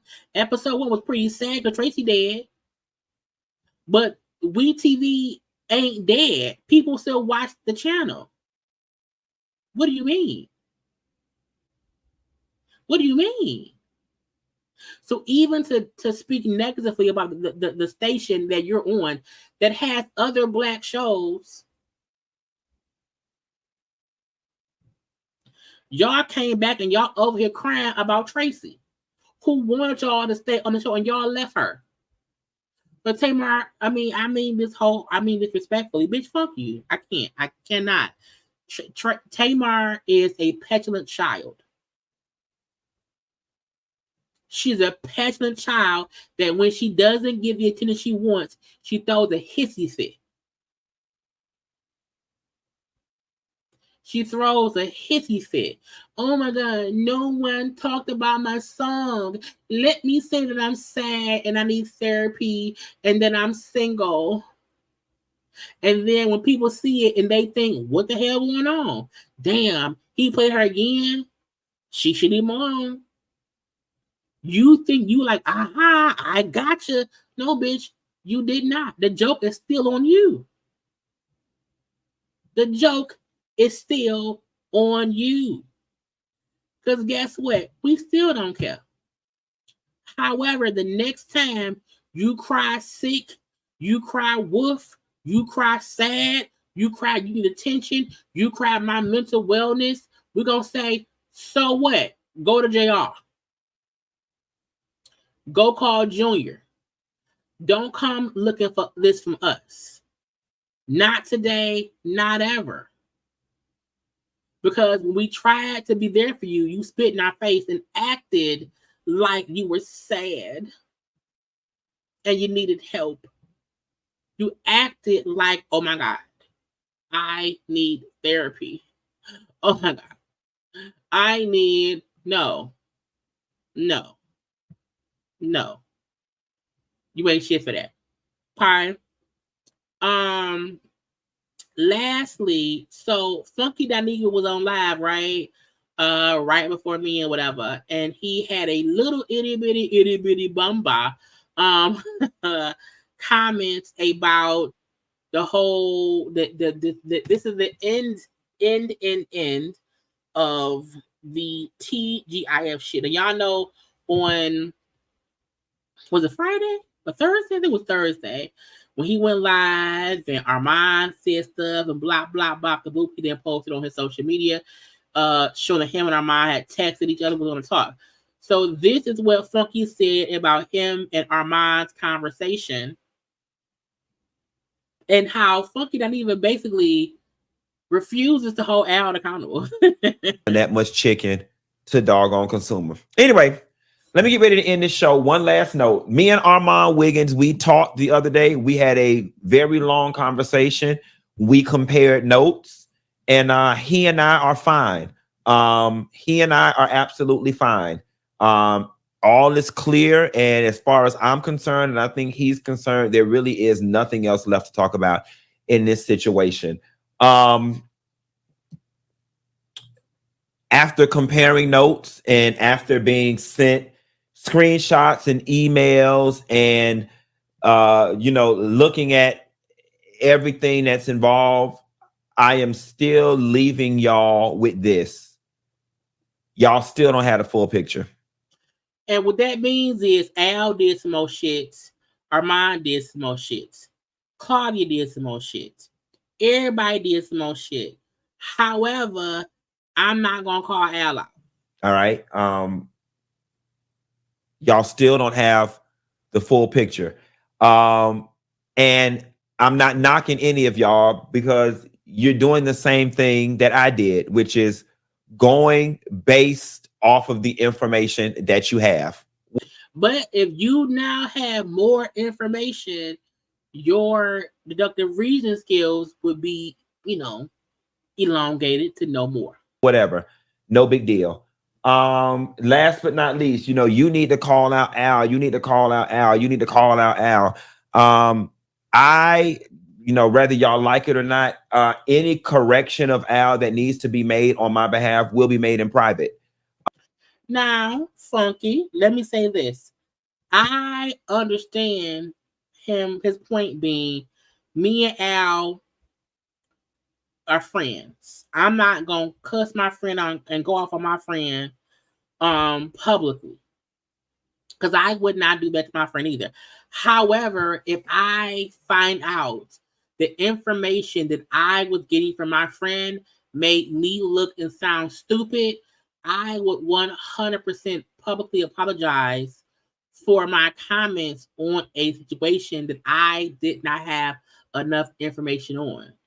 I feel like if you can't check out publicly, you need to further apologize to Armand publicly. Because to me, that means there's things you need to check out on based on the proof that Armand sent you, that you now see. You now have more information than what Al told you. And if that is in fact true, you saying what you said about Armand should be taken back. If you now see Al was doing more behind the scenes, I get you not wanting to check your friend. I'm not on. I would never publicly go off on my friend at all. The most I would do is after I've said what I need to say to my friend, and me and my friend had that conversation, I still will publicly say, you know what, I didn't have all the information, and I did have to check my friend, and I do apologize for not trying to find out more information before I went live and went off on somebody else.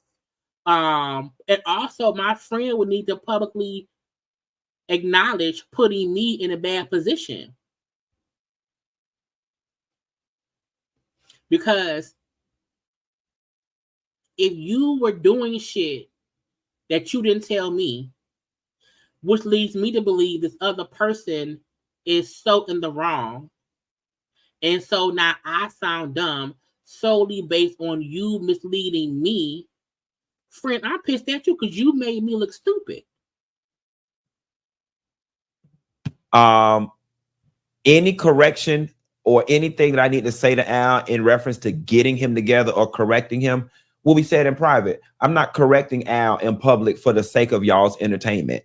All right. That's not what y'all would do. Y'all. And that's why when there are situations involving people sometimes it's best for you to not make a public statement. Because once you find out, oh, Al did this, oh, Al said that, so that's why you was pissed off and blah, blah, blah, blah, blah, blah, blah, blah. Oh, okay. I'll stand corrected. I am dumb. I am Porsha. Y'all don't get on the internet and correct y'all friends publicly, especially if it's a relationship that I still want. Al is my friend. He's going to be my friend. And if I need to correct Al, I will correct Al in private. I'm not sitting up here and correcting Al on a public platform just to make y'all feel good. And you can call me hypocritical or not. Yes, I'm going to call out a bitch that I don't like. If I don't care about you, I'm going to talk about your ass like a dog on the internet. If I don't love you, I'm going to talk about your ass like a dog on the internet. But if I love you, I am going to correct you in public, in private. And that's just to it. Does that make me a hypocrite by some people's standards? But I really don't give. I mean, it does. Give a damn. I am talking to my friend if I need to talk to him about anything in private. And y'all cannot condemn me for doing the same thing your ass would do. How many of y'all would get on the internet and read y'all friend? But you're going to read that bitch that you don't like. So it is what it is. If my friend make me look stupid, are they my friend? If my friend allows me to get on the internet and go off about things when they know there's proof to what they did, are they my friend? Or did my friend use me to be their mouthpiece? That's the difference. My friends would never put me in that situation. My friends would never put me in a situation to where they do not give me the information to not look stupid. Period. They would not. The only reason I would never have, like my friends, I would not have to check my friends. Because if my friends call HR, they're going to tell me that. If my friend was trying to, they would tell me, yes, I tried to get that person fired. I sure the fuck did. I would know those things. So to me, if Armand showed Funky text, proof, email, or whatever that showed he was doing things that he did not tell Funky, Is he your friend, or did he use you to be on his side? Now, maybe you will forgive him for his misdealings or whatever. We don't know. But I feel like the act is if people are like, well, why won't you check Armand? Why won't you say something about Al the same way you did Claudia or Armand or other? Like, ain't you friend with Heavenly? But you call Heavenly out. Wasn't you friend with Quad? You call. You know, I feel like we have seen him in the past. If a friend of his did something, he would still say like, friend. I have to say block, but for some reason, he not doing that with Al. And y'all, I am officially done with this. The people asked me, I gave my pieces, and that's all I got for it. You said you corrected Armand, and didn't I just tell y'all? Nevertheless, meaning Armand ain't my friend. I don't care about Armand. But that's why you don't cover things that involve your friends unless you have all the information. And if you thought you had it all and found out your friend had been lying to you or leaving out pertinent information, I'm going to check my friend before I come on the internet saying I'm not going to check my friend publicly. I would have already had a conversation with my friend about how I felt about it and say, friend, I'm going to have to say at least this much about you on the thing because that's my job, because I covered the story because it was my job, so I can't, you know what I'm saying? That's how you handle things with friends. It went down the way it went down, and I'm like Nene Leaks, and I ain't changing it. I ain't changing it. It went down the way it went down, and I ain't changing it. So that's that on that. I feel like he brought this up just to follow up. He did this at the end of his live. It wasn't at the beginning, it was at the end. Because usually he'll say stuff at the beginning. And I just had a plan before getting on my live, and I heard him. I'm like, oh, wait. I said, he talking about that.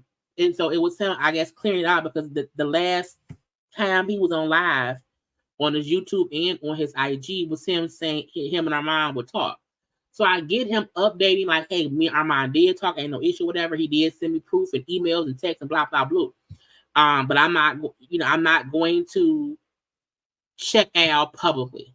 Well, you don't have to. At this point, everybody gonna check Al. I think people already have their minds made up with Al, and some folk like he a snake. Some folks feel like he ain't shit. And I feel like if the proof that Armand the Funky would have been clearing Al of any wrongdoing, he would say, well, what he sent me, I knew that part. You know what I'm saying? It feel like whatever Armand sent was proof. You should talk to your friend. Anyway, that's all. That's all. Okay. Y'all know we had a good time. Okay, we had a good time tonight. Just a little bit. Look, let me say this as well. I've seen people comment and like comments like, oh my God, can you please make some shorts? Sometimes I take my 2-hour lives and cut out parts and make it a video. Sometimes I don't. If you don't have 2 hours to sit and listen, I understand it, okay? But what it means is sometimes that means I don't have time to make it short, okay? Now I'm going to probably take out the Tamar portion from here. I'm going to probably take out the Funky Dineva portion. That part will be up tomorrow separately. But sometimes I don't have the time, child, to make my longer videos shorts, okay? But I appreciate those who have the time to watch. It was an hour or two. That's why I've been making sure I don't have long lives no more, okay? Unless it's a lot to cover. And at that point, you can try to listen. Anyway, y'all, make sure to like, to comment, to share, to subscribe to this channel, to follow me on social media at JayLeesCorner on IG, Twitter, and TikTok, okay? Y'all know liking the video is always helpful and stuff. Again, I'm off work tomorrow and Wednesday, so around between 5 and 6 p.m., I'll be live for something, and I'll probably be back on live around 9. So I will talk to y'all tomorrow. But y'all, like the video. Have a good night. I love you all. Be safe.